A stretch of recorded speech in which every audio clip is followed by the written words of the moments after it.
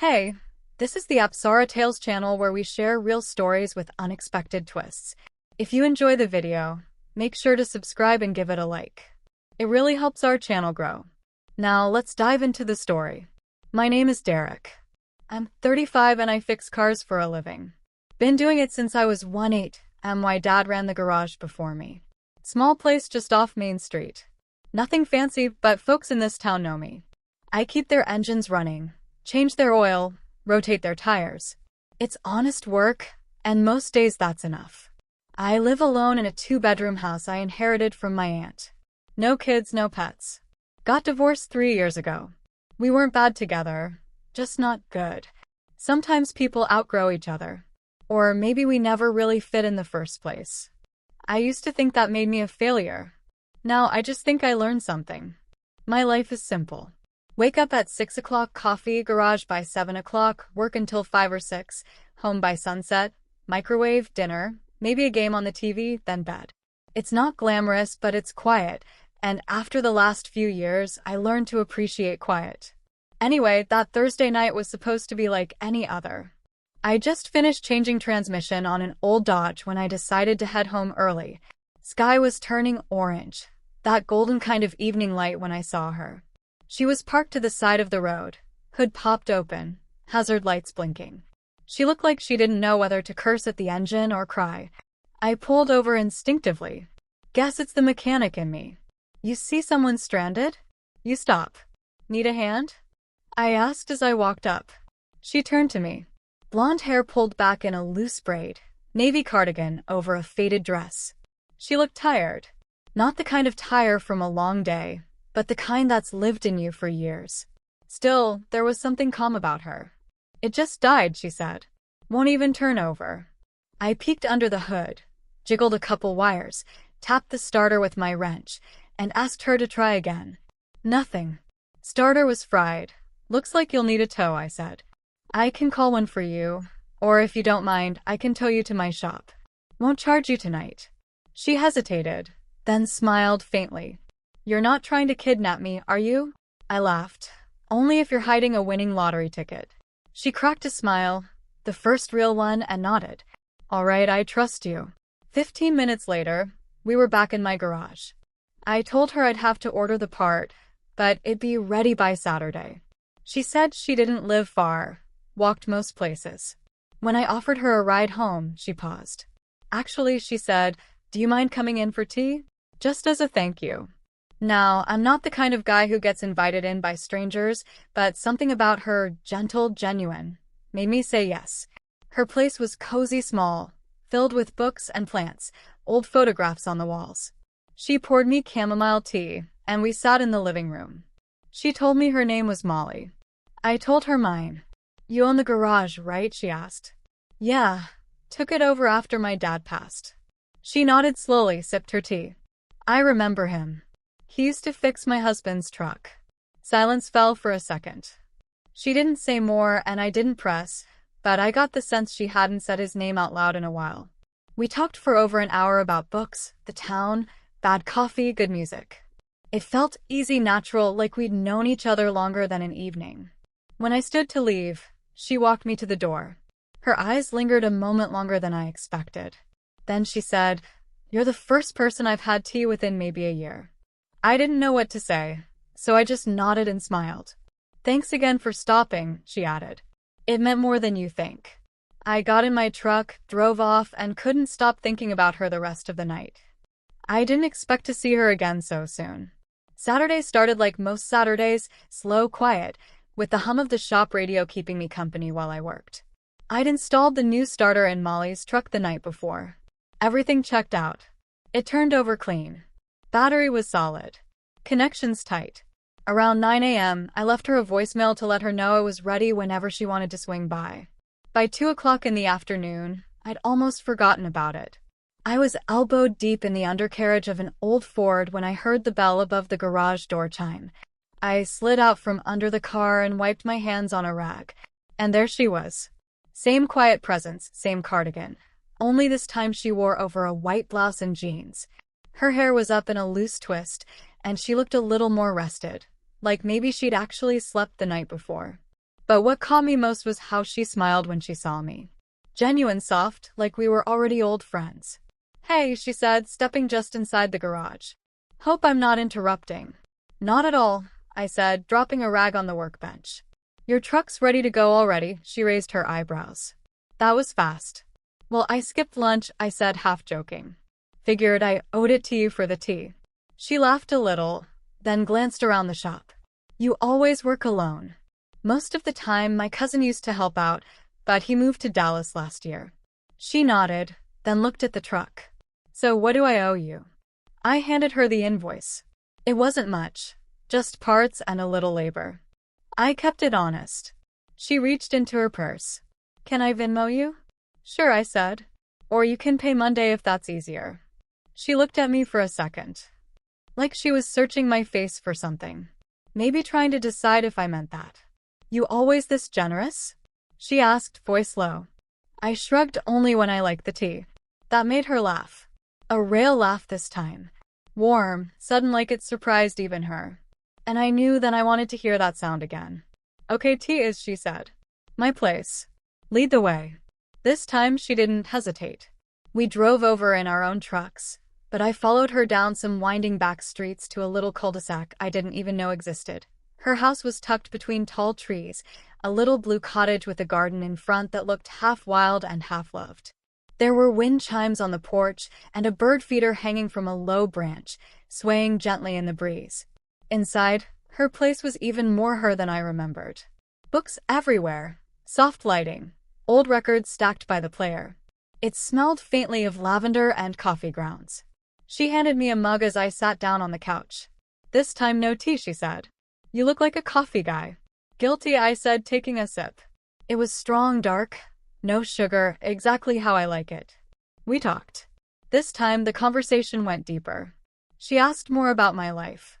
I told her about the garage, how I'd taken it over when my dad passed from a heart attack 5 years ago, how I kept it small, local, no big expansion plans, just enough to pay the bills and do right by people. Then she opened up. Really opened up. "When Henry died," she said, staring at the rim of her cup, "everything just stopped. One day I had a life, a partner, a routine. The next I was just floating. I didn't say anything. Didn't need to. Sometimes silence says enough. I used to have friends," she went on, "but they didn't know what to say after he was gone. So they said nothing. Invitations stopped. Phone got quiet. I became the woman people pitied but didn't invite." "I'm sorry," I said. She looked at me. "You don't have to be. It just is." Later, we moved to the porch. The late afternoon sun filtered through the trees, casting long shadows on the floorboards. She leaned back in the wooden chair, her legs curled under her, sipping slowly. "I forgot what this felt like," she murmured. "What company?" "Real company? Someone who sees me as more than just a widow." There was a long pause. Not awkward, just thoughtful. Like the kind that happens when something's starting to change and you both feel it but aren't quite ready to say it. As the sky started turning gold, I stood to leave. She walked me out, and when I reached my truck, she called out softly, "Derek?" I turned. She stood in the doorway again, one hand on the frame, the other holding her coffee cup. "Would it be weird if I asked you to come by again sometime? Not for the truck, just for coffee or conversation or silence." I smiled. "Not weird at all." "Good," she said, a little more sure of herself now, because I think I'd like that. So would I. The days passed like they always did. Slow, predictable, but there was something different now, a subtle shift. The conversations with Molly didn't feel like casual exchanges anymore. Each time we spoke, whether it was at the shop or on the phone, it was like the air between us carried an unspoken tension, a quiet understanding that neither of us had fully acknowledged yet. It had been 2 days since I left her house after that coffee. She called me that morning asking if I could look at her washing machine. It had stopped working. She tried to keep the tone light, but I could tell there was something more beneath her words. I didn't mind, of course. I've been more than happy to help with anything. Though, in hindsight, I realized I didn't know why she was so insistent on calling me. I'd fixed washing machines before. I wasn't a plumber, but I could usually figure things out. What I didn't expect was what would happen when I walked into her house that afternoon. When I arrived, Molly was sitting in the living room reading a book. She looked up as I walked in, and the smile on her face was different, almost hesitant, like she was bracing for something. But she didn't say anything about it. She just nodded toward the laundry room. "Thanks for coming," she said softly. "It's probably nothing, but I've had issues before." I gave a small nod and followed her into the room. The washing machine was newer, maybe 2 or 3 years old, but it wasn't turning on. I crouched down, pulled off the panel, and started checking the connections. It didn't take long to find the problem. A loose wire, the kind of thing you'd never expect, but it was an easy fix. As I worked, I could feel her presence in the room. She wasn't saying much, but I could tell she was watching me closely. When I finished, I stood up and wiped my hands on a rag. "It's good to go now," I said. "Just needed a little tightening." "Thanks," she said again. But her voice was different, softer, almost like she was trying to find the right words. I set the rag down and turned to face her. "Is everything all right?" I asked, a little hesitant. I didn't want to push, but I felt like something was off. She hesitated for a moment before speaking, her eyes looking anywhere but at me. Then finally, she sighed and looked up. "I don't know what I'm doing, Derek," she said, her voice barely above a whisper. "I didn't expect any of this." "What do you mean?" I asked, feeling that familiar knot form in my stomach. This was more than just about a washing machine. She was talking about something bigger. "I didn't expect to feel this way," she said. "I didn't expect to have someone to talk to again, someone who actually listens. And then you were just there." It was a long pause. I wasn't sure what to say. "Molly, I know it's crazy," she interrupted. "You've been nothing but kind, but I've spent so long alone that I don't know what to make of any of it." I stood there, my mind racing. She wasn't talking about the truck or the washing machine or the coffee. She was talking about us. "I didn't mean to make things complicated," she continued, her voice almost breaking. After Henry, I thought I was done with it. I thought I was done with everything. I didn't know how to respond. I'd been careful, hadn't I? I kept things simple, kept the boundaries clear. But now it felt like we were both standing at the edge of something, unsure whether to step forward or turn back. "Molly," I set my voice low. "I'm not here to complicate your life. I'm just trying to help. And if that's all I am to you, that's okay." She shook her head quickly. "No, it's not that simple. It's not just you helping me with things around the house. It's everything how you've been there when no one else was. It's not that I don't appreciate it. I do." She took a deep breath as if preparing herself for something, but I can't keep pretending I don't feel something more. I can't keep denying it. There it was, the confession I hadn't expected but somehow knew was coming. She wasn't just talking about gratitude anymore. She was talking about the way things had changed between us. The way I'd started to fill a space in her life that no one else had even come close to. And I didn't know what to say. I hadn't expected this, I hadn't expected her to come right out and say it. But there it was, hanging in the air between us. I stepped closer, my mind still racing. I had to say something. "I'm not trying to rush things, Molly. I don't want to make things harder for you." She smiled softly, her eyes filled with something I couldn't quite name. "I know. I'm not rushing either. I just wanted you to know that I feel it too." Whatever this is, there was nothing more to say after that. She didn't expect an answer from me, and I didn't have one to give. We were both just standing there, taking in the weight of it. And for the first time in a long time, I realized I wasn't sure where this was going, but I was okay with that. The next few days were strange. Things between Molly and I had shifted, but we never spoke of it again. There was this unspoken understanding now, a strange tension that neither of us wanted to address. Yet, it lingered in every conversation, every glance. I didn't want to make it awkward, but I couldn't ignore the fact that something had changed between us. I kept busy with work, focusing on the small repairs around the garage and making sure the customers were satisfied, but my mind kept drifting back to her, Molly, and the way she looked at me. The way her words hung in the air after that confession. She had admitted it. She felt something, and I felt something too. But I had no idea how to handle it. I hadn't seen her since that day in her laundry room, but she called me a couple of times after that. Each time a little less hesitant, a little more like she was trying to return to normal. And each time I found myself hoping that maybe, just maybe, she'd be more open. But she never was. Not really. Then that Friday afternoon, she called me again. It was about the truck, she said. The brakes were making a strange noise. It wasn't a huge deal, but I could tell she was anxious about it. She asked if I could come over after work to take a look. I agree, of course, because I couldn't say no to her. When I arrived at her place, she was standing outside, her hands tucked in her jacket pockets. The moment she saw me, she smiled. But it was different from the usual smiles. It was softer, almost nervous. "Hey," she said, voice tentative. "Thanks for coming." "Of course," I replied, nodding toward the truck. "Let's take a look." We spent the next few minutes in silence as I looked over the brakes, trying to keep things professional, try to ignore the tension that seemed to fill the space between us. It was the same old truck. No big surprises, just a bit of wear and tear. After a few minutes, I finished up the inspection and looked up at her. "All good," I said. "No big deal. You can pick it up tomorrow." She nodded, but she didn't move to leave. Instead, she just stood there watching me like she was weighing something in her mind. It felt like a moment that had been coming for a while, and now it was here, right in front of us. "I need to talk to you," she said suddenly, her voice quiet but firm. I put the tools down and looked at her, unsure of what to expect.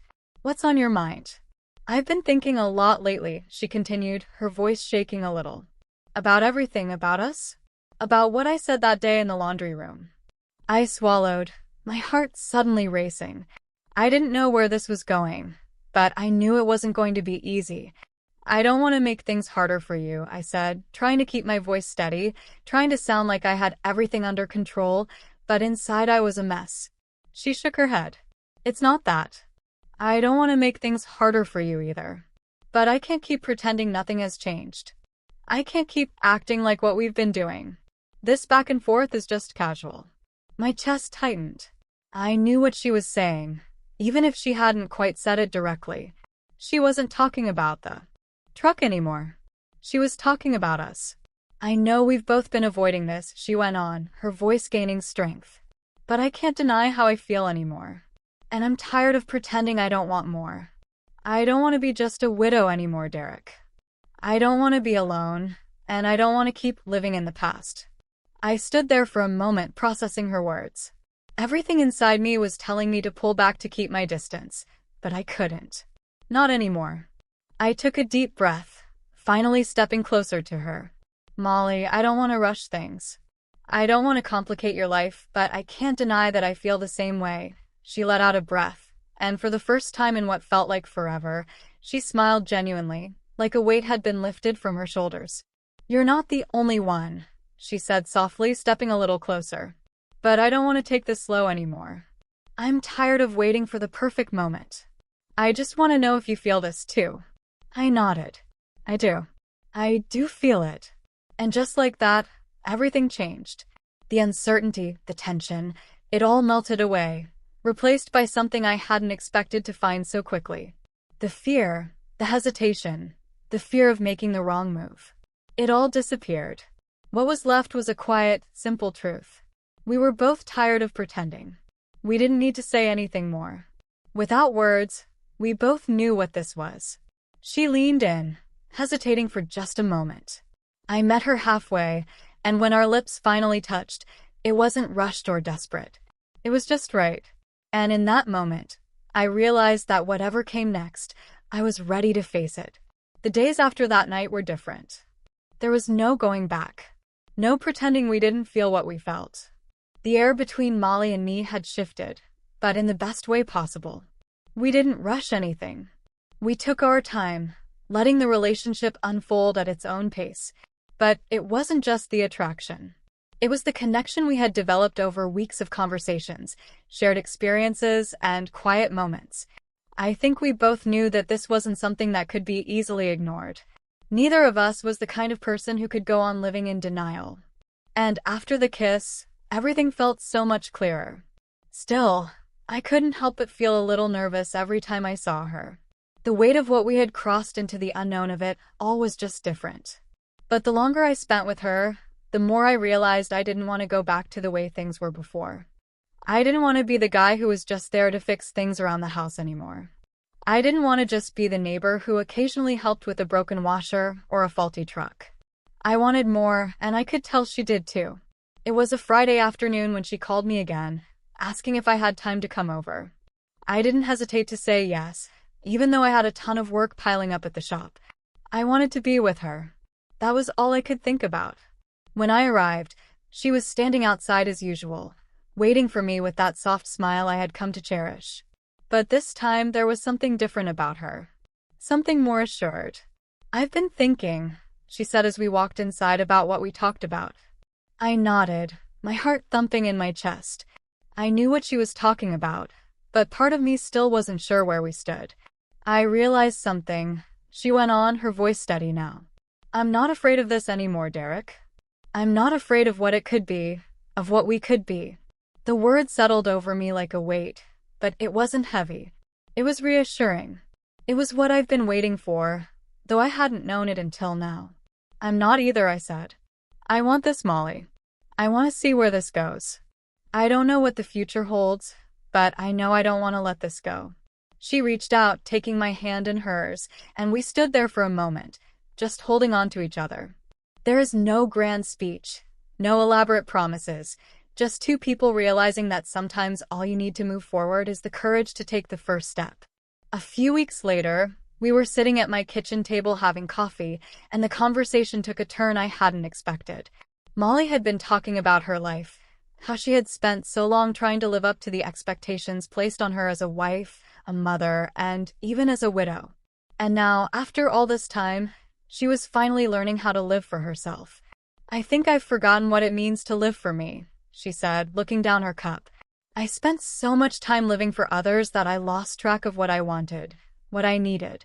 And I think I've been doing that for so long that I forgot how to even think about the future, about what I wanted next. But now with you, it feels like maybe I could finally figure that out." I sat there quietly listening. I could feel her uncertainty, but I could also sense her strength. She was doing something I hadn't realized she was capable of. She was choosing to move forward, to embrace the future, no matter how unknown it might be. And in that moment, I realized that she wasn't just opening up to me. She was opening up to herself. "I don't know what the future looks like either," I said, my voice steady. "But I know I want you in it. I know I want to figure this out with you together." She smiled, her eyes softening. "I'm ready, Derek. I'm ready to stop being just a widow. I'm ready to live, to find out what's next with you if you'll have me." The air between us felt warm, filled with possibilities, and I knew that whatever came next, we would face it together. We didn't need to have everything figured out right away. We didn't need to know where this relationship would lead. The truth was, we had already taken the biggest step just by being honest with each other. And for the first time in a long time, I felt a sense of peace. We didn't need to rush. Didn't need to have all the answers. We could take it one day at a time, figuring things out as we went along. Molly leaned in, pressing a soft kiss to my lips, and I felt a surge of warmth flood through me. It wasn't a dramatic moment. There were no fireworks or grand gestures, just the simple truth of two people who had found something real in each other and who were willing to fight for it. "We'll figure it out," I whispered, holding her close together, and for the first time, it felt like we were both ready to let go of the past and look ahead, ready to start something new, something real. And that was enough.